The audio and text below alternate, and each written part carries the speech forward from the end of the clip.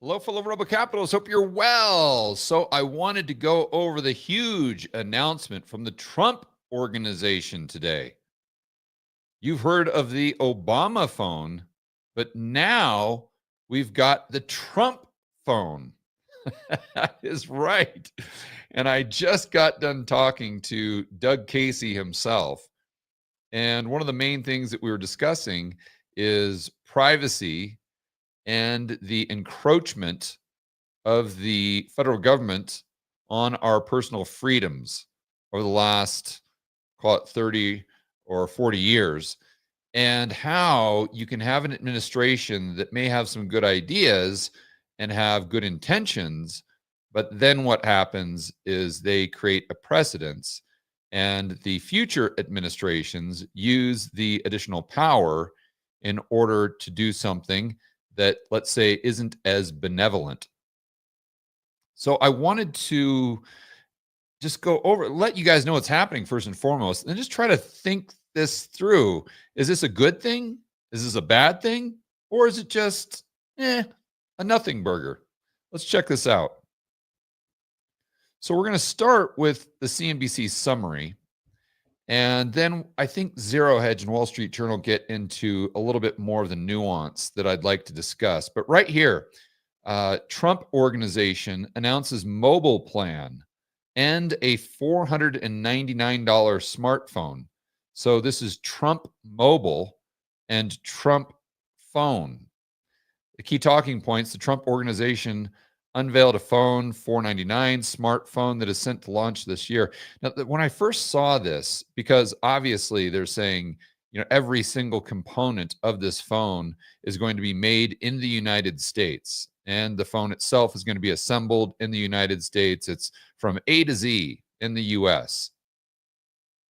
And then I think one of the Trump kids was coming out and saying that every single employee is going to be in the United States. Their call center for service for Trump Mobile, it's all going to be in the United States. And I just got to thinking, there's a reason why Apple and all these other smartphone producers don't produce them in the United States, because it's really expensive. Now, you may say to yourself, okay, George, well, that's fine. We should have more expensive phones here because that brings back manufacturing jobs. And that's just the price that we Americans should pay. That's our patriotic duty. That's fine if that's your view. That's fine, but that's not what we're talking about here. My point is a $499 smartphone that's made in the United States from A to Z, nuts to bolts, assembled, and then a plan, which I think they revealed was $47 a month. I thought that was kind of cute. 47, I think it's 47.45 too. $47.45. You're going to do that. I get it. You're just taking spare capacity from Verizon or AT&T or whatever it is. It's similar to like a Mint Mobile or a Cricket plan, but you're going to do that with all the customer service and all the employees in the United States, and you're still going to charge. I don't know. That seems. I mean, what type of smartphone am I going to get that's American made for $499? Is it going to be a smartphone? I don't know if it's going to be that smart. I don't know. Maybe I'm wrong. These are just the questions I had. And then the next thing, and I don't know if they get into it in this article. I'm probably getting ahead of myself here. But their charge, oh, here we go. Available now for pre-order. So I guess this is a picture of the phone or a render. And of course, it's going to be gold, and it's going to have this T1 in the back, an American flag, and it's going to have that's going to be your screensaver. You probably can't even change it. It says "Make America Great Again." But then I noticed they're taking $100 deposits. Now, I highly doubt they have a model or anything like that. So they're just taking your deposits and just saying, okay, trust us. We're going to make this phone, and trust us, you're going to get it, and trust us, it's going to be great.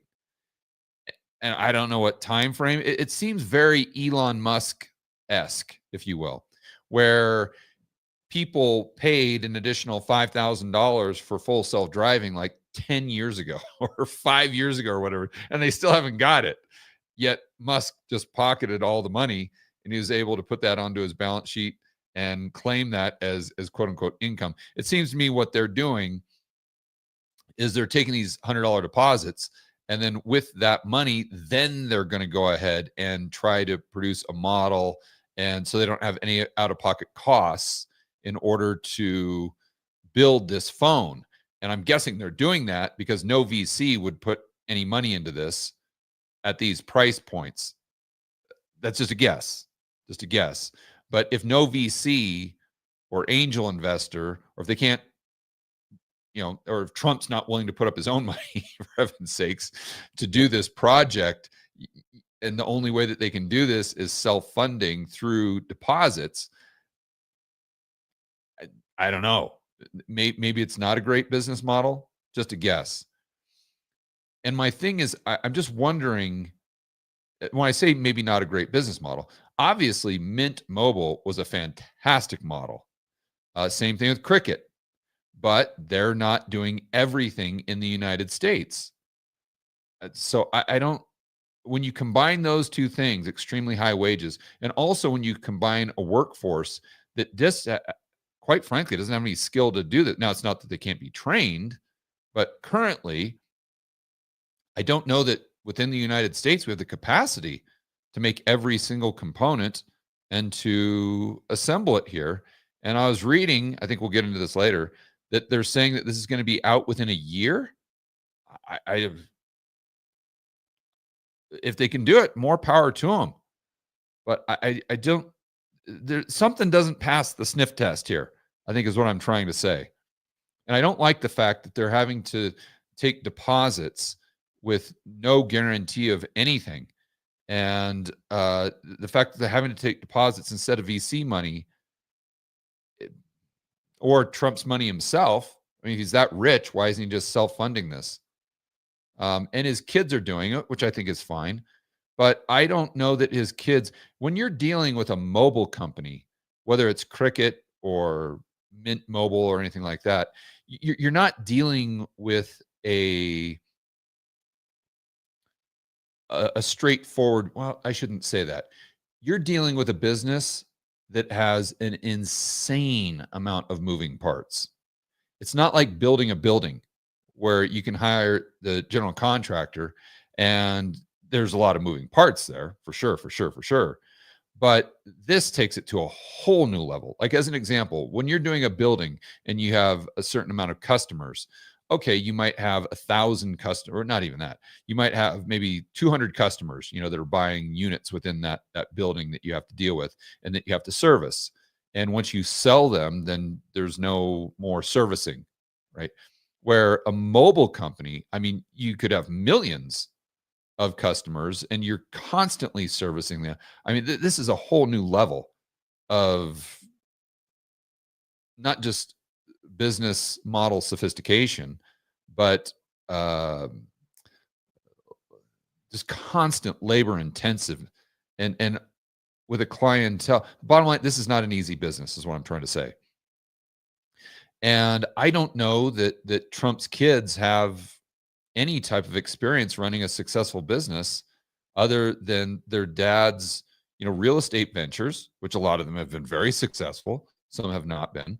But and then his branding, his licensing, that's where they've been really successful and making a lot of money, is his licensing. If you look at any of the companies, and a lot of the companies they've licensed to, they have not really done well. And I don't know that a lot of young people remember that. I would just want to do a quick kind of flashback here.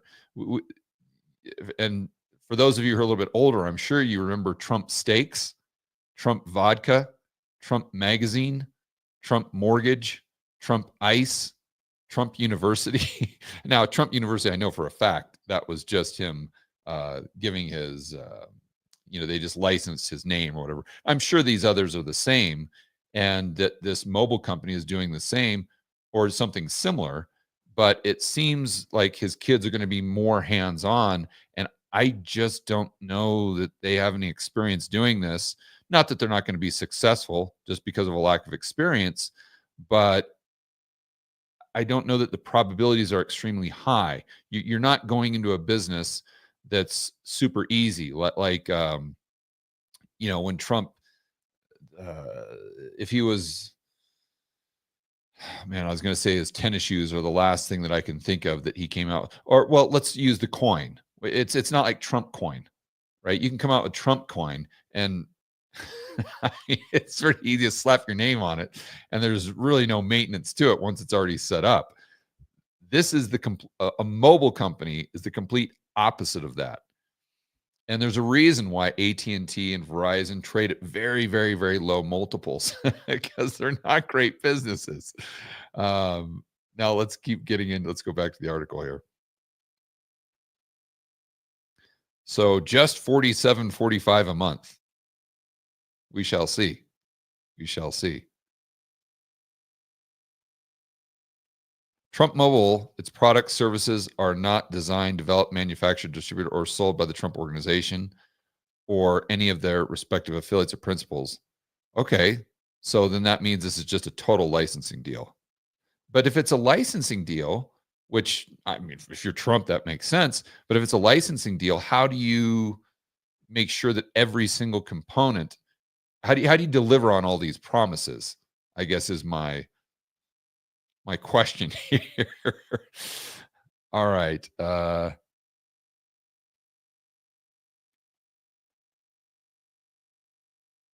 Let's get into the more specifics with the Wall Street Journal and Zero Hedge.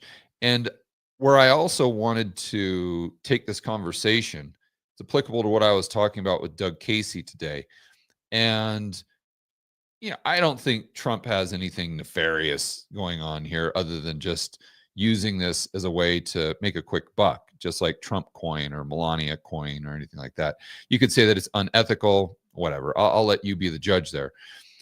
But if this was someone else, I would have some serious concerns with the president of the United States or the government having their own mobile service as far as data and collecting data. Now I know that if they want data, they can get it from AT&T or Verizon, but they've got to go through a chain to do that. It's cumbersome. With this, they just have direct access to, I'm sure, a lot of data that they otherwise wouldn't have direct access to, which Doug and I were talking about Palantir. And Doug did a deep dive on Palantir, and he has some serious concerns from a privacy standpoint and a personal liberty and freedom standpoint about what they're doing and how they're being integrated into the government. And Trump is all for this. Now, you could argue that this is necessary to get rid of illegals or whatever it is, and that Trump is going to use this in a way that is conducive to American society, or he's going to be doing this in a way that puts freedom and liberty first. That's fine. But when Trump's no longer there, you still have this infrastructure, let's say, in place that the bad guys can leverage. And that's, I think if you're someone who values freedom and liberty, this has to be a concern. Now, you may say that when we do the trade-offs, the benefits outweigh the costs. Okay, fine. But we have to acknowledge that there are some costs there that we need to think through. Another thing, before I move on to the more detailed articles, is do we want a president competing with other companies where he can just almost instantly put those companies out of business, the ones he's competing with? So as you guys know, there's a lot of regulation around AT&T, Verizon, any of these mobile carriers. So, and I'm not saying Trump would do this, but someone else that had maybe more nefarious intentions, if they own a company that is competing with another company that's heavily regulated, and they are the regulator, then obviously this is a conflicting interest. Like, you can imagine Joe Biden or Hunter Biden, right? Let's just flip the tables here. Let's assume that Joe Biden starts his own mobile company that's ran by Hunter Biden. I think a lot of people, rightfully so, would say, whoa, whoa, whoa, time out here. This is a bad idea because obviously Joe Biden and Hunter Biden are going to be incentivized to put up these roadblocks for all of their competitors so they are able to take market share even if they have an inferior product. And normally that we would have some sort of guardrails there. But if it's the regulator, the president, they can sign executive orders and do these things, and he owns the company that's competing with everyone else, and he can put those companies out of business, or at the very least, set up roadblocks that would give him a competitive advantage with the company that he owns. I'm not sure that's a great idea. I'm not. I mean, that takes what Nancy Pelosi does to a whole new level. I mean, at least she gets insider information and just trades on the insider information. What the Joe Biden phone run by Hunter Biden, and what you're doing there is you're literally you.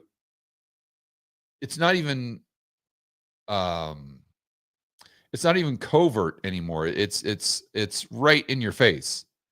It's it's overt, I guess is what I'm trying to say. It's not behind the scenes like what Nancy Pelosi's doing. You know, she's denying it.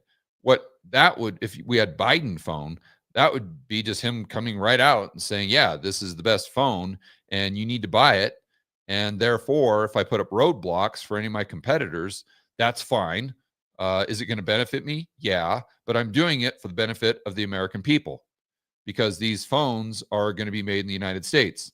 And if Apple wants to get around this additional regulation or tax that I'm putting on them, let's say a 25% tariff, then they can go ahead and just make those phones right here in the United States like we're doing.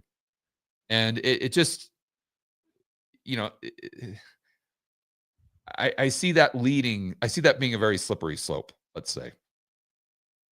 Okay, now let's get into the zero hedge stuff here. So cricket for mega is what they're calling it.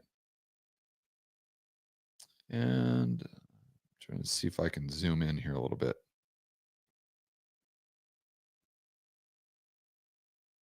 There we go. Democrats are coming off their weekend color revolution, no kings. Okay, we got that. Emptying retirement. Okay, we got that. Now Democrats will be triggered on Monday, but instead of rioting, they'll be raging on blue sky about Trump. Yeah, I don't know. Look, I'm not going to take the Democrats' side on this, but if they're I don't think they're really questioning this rationally. But if they are, I mean, I think they have a point. Again, this is not that Trump will use it this way, but this if it was Joe Biden, what would you be saying? If it was Hunter Biden running this, what would you be saying? Especially considering they have all of this data that Hunter Biden could just go off and sell to the highest bidder. I mean, would you really put that past him? And would you really put it past Joe Biden to set up all of these uh, non-free market barriers, let's say, that would give his company and Hunter Biden the competitive advantage, which would be a disadvantage for the American consumer, and just do it all in the name of America first? I mean, this is, I think you're playing with fire here. Looks like it has roadside assistance, telehealth, and pharmacy benefits. Oh, good. So then they'll know all of your health data as well. Here's a down payment of $100. Status coming soon. So I don't know when that is. According to Elon Musk, that can be anywhere from a year to 10 years or just indefinite. Alongside the Team Trump Mobile, Donald Trump Jr., Eric Trump unveil T1 Mobile. Transformational, I like how they're wording this, a transformational new cellular service designed to deliver top tier connectivity, unbeatable value, and all American service for our nation's hardest working people. Transformational? You're telling me that a mobile company with what's going to be kind of a mid-range cell phone is transformational? Come on. Come on. Think of it as cricket for MAGA, okay? Trump Mobile is going to change the game, just like Trump Coin did. Yeah, right. We're building a movement to put America first. And how are you doing that if it's a licensing deal? Just out of curiosity. And if it's not a licensing deal, you're running the company. What experience do you have doing this? And how am I supposed to believe, or how am I supposed to determine the probabilities of this thing actually coming to fruition or being a success? Now, I think you can use Trump Mobile if it ever comes to fruition. I think you can use it with other phones, and my guess is you'd be able to use Trump Phone with other service providers. Um, so that's good, just in case one doesn't pan out. Our company is based right here in the United States because we know it's what our customers want, deserve. Okay.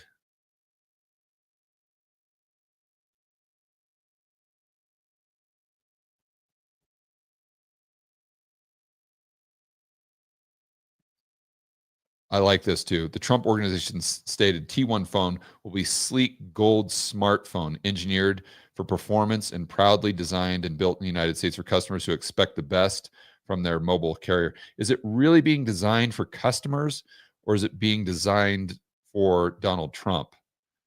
Like, why is it gold? Say Trump have an American flag. You're telling, I don't know. I guess maybe that's what the customers, maybe they did some market research and that's what all the customers said that they wanted. Seems more like that's what Donald Trump wanted. Earlier, Eric told Trump, or excuse me, told Fox News the call center to be based in St. Louis, Missouri. Okay, that ain't gonna, fine. That's great. Let's put America first, but that ain't going to be cheap. And you're going to do 45 or $47 a month on a 499 phone. Maybe, maybe. I don't know. It seems, again, it doesn't pass the sniff test. There seems to be some sort of release valve here. There's going to be a trade-off. There's going to be a cost, and maybe that's worse service, fewer telemarketers, fewer customer service representatives. Maybe they're going to leverage AI. They could do that. That's for sure. But there's a reason why Tim Cook, who is one of maybe the best logistical people that we've had in the United States in the last 50 years, there's a reason why he does what he does. And it's not just simply out of pure greed or a hatred of the United States. There's human resource issues. There's a lot of things that go into this. And that's just with the phone, for heaven's sakes. We haven't even talked about servicing a mobile network or even, borrowing spare capacity and the customer service issues that go along with that. Democrats are expected to erupt in outrage, accusing President Trump and his family of using presidency to enrich themselves and their billionaire allies. Yeah, see, this isn't really a big deal to me.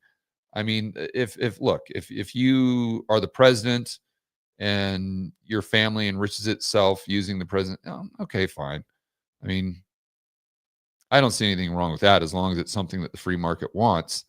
And I would just be concerned with the president not just enriching himself, but using the power that he has as president to give a unfair advantage to the company he owns, and then also the company that he owns having direct access to this additional data, and then setting a precedence for future presidents of the United States. But as far as, if this is Democrats' big outrage today, then I wouldn't. I don't really go along with that. The Trump Organization mobile phone venture is making a strategic move, possibly a tariff play, positioning itself ahead of Apple. See, this is my point.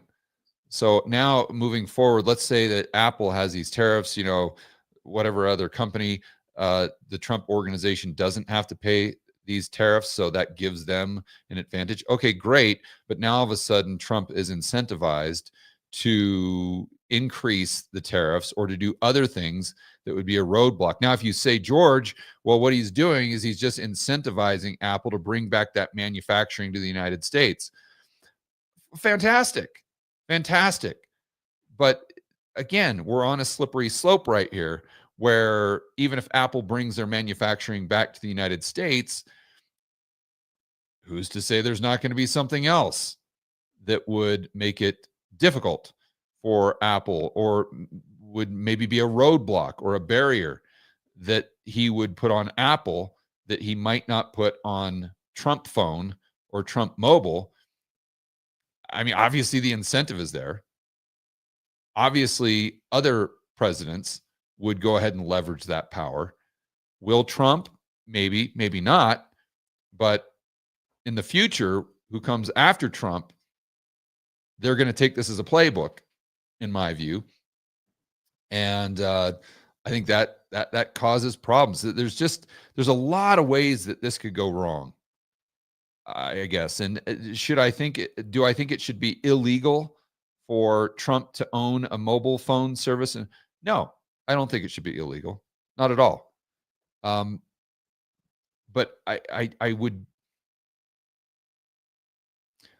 I'm just very concerned, as you can tell, with the privacy issues and with the incentives this creates to encourage a more private public partnership. I'm trying to be delicate here, right? And discourage more free market capitalism. So let's go over to the Wall Street Journal.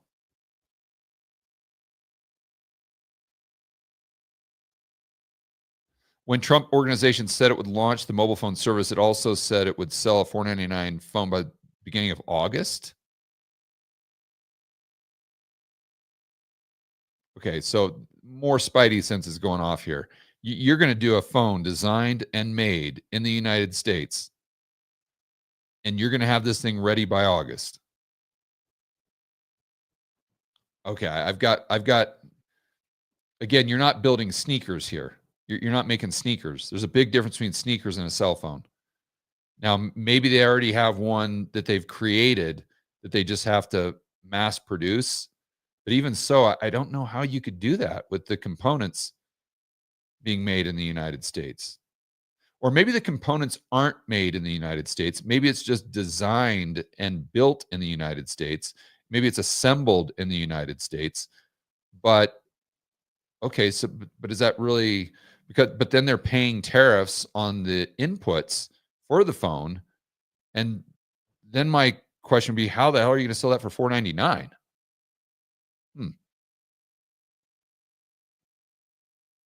Okay, we know it talks about sweeping tariffs. We know that. A spokesperson for the organization said manufacturing for the new phone will be in Alabama, California, and Florida. So you're telling me we have facilities set up right now in Alabama, California, and Florida that can crank out millions of phones by August? Maybe there's just something I'm not understanding here, but that seems highly optimistic. Despite the language in the press release, Eric Trump indicated that a first wave of phones wouldn't be built. Oh, okay. Here we go. Now this makes more sense. So what they're saying is that go ahead and give us the $100 deposit. We'll give you the Trump phone that's all about putting America first. But the first phones that you get aren't going to be made in America. Now it's all coming together. You can build these phones in the United States. You can, sure you can. The Trump's Untold podcaster Betty Johnson Monday morning after holding up a gilded device that looked just like an Apple phone. Okay, right. Eventually, all phones can be built in the United States. We have to bring manufacturing back here. All right, but you're not doing that to get phones here by August. So it's possible, even plausible, that these phones would initially come from China. Of course, of course. And that's yeah, you're just gonna white label a show me phone. If you white label a show me phone, I'm sure you can get it for $4.99.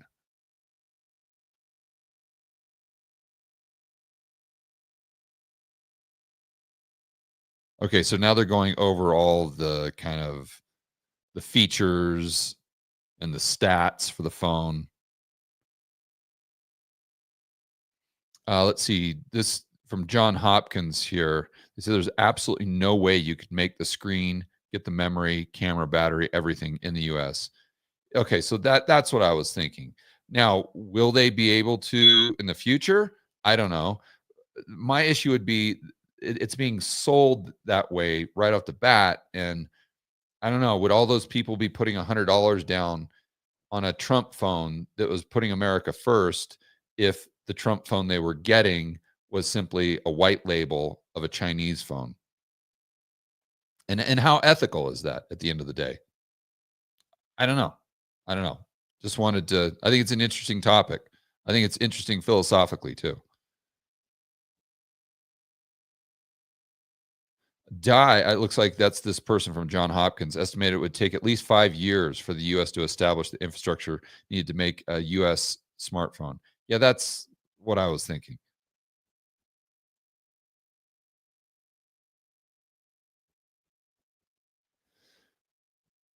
Well, there you go, ladies and gentlemen. Get your Trump phone ASAP. You can give them the $100 deposit. And if you think you're going to get a phone by August, more power to you. But I can assure you that phone will not be made in the United States. That'll just be a white label phone of something that's made in China. And if it is, why are you buying it? Just to, I mean, you might as well just buy Trump coin.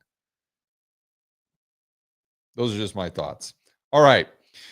Guys, enjoy the rest of your afternoon. As always, make sure you're standing up for freedom, liberty, free market capitalism. Definitely standing up for principles, standing up for privacy for sure, and standing up for a thorough analysis of anything political, regardless of whether it's coming from the blue team, the red team, your team, but just doing a thorough analysis and going over the trade offs.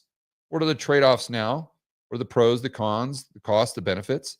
And what could those trade offs be in the next 5 years, the next 10 years?